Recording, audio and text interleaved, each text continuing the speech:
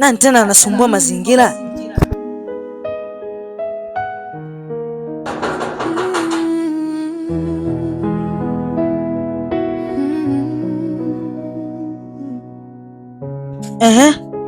We mtoto, vipi tena hapa? Shikamoo. Marahaba. Nikusaidie nini? Samani, nimekuja kumwangalia Ashura, maana aliniambia nije. Kila islahisi tu hivi nikupe ruhusa ya kumwona Ashura? Labda mimi sio Abi, komando wa gaibuni, na nitakuaminije? Basi nenda ukaniitie.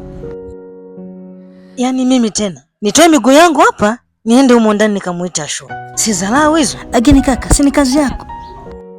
We mtoto, sijaajiriwa na wewe. Mtoka hapa nisije nikakutapikia, maana nasikia harufu chafu toka umeingia hapa. Alafu sidhani kama wewe unaweza ukawa na rafiki na Ashura, mtoto wa bosi. Toka hapa, toka. Watu wengine nuksi, yaani anakuja hapa anaanza kunipelekesha. Utafikiri yeye ndo ameniajiri hapa, eti kisa yeye ana urafiki na mtoto wa bosi. Alafu kwanza mtoto wa bosi hawezi kuwa na rafiki kama huyo, mtu mchafu mchafu. Waniache mimi, nachoka baba yenu. Mtoto wa bosi huyo amenifanya nimechekwa hadharani kwa visa nyingi changamoto.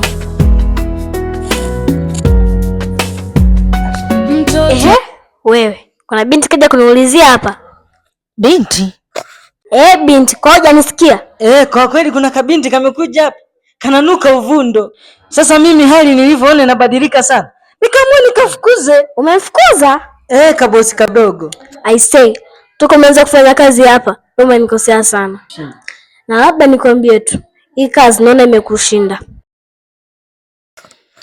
Eti kabosi kananiambia kama kazi imenishinda? Kwa mimi kazi imenishinda kufanya majukumu yangu? Weka bosi kadogo na visa tu na mimi. Mimi nimefanya jukumu langu. Amekuja mtu aeleweki. Sasa mimi nifanye nini? Yalali nimfukuze. Tena waniache kabisa. Yaani wa kwanza kunifukuza mimi ni yule madam. Lakini sio kabosi kadogo kananipiga mimi mikwala ya ajabu. Mtoto wa bosi huyo amenifanya nimechekwa hadharani kwa visa nyingi changamoto.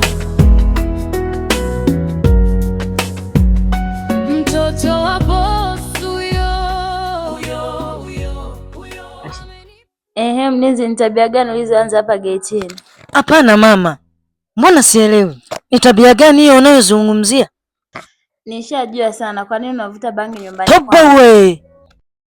Bangi? Haya maisha mtihani, ninayemwamini ndiye ananisaliti.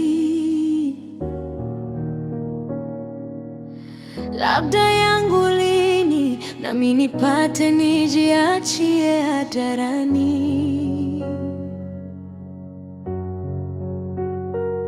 Sijui lini atakwisha, Mola niwe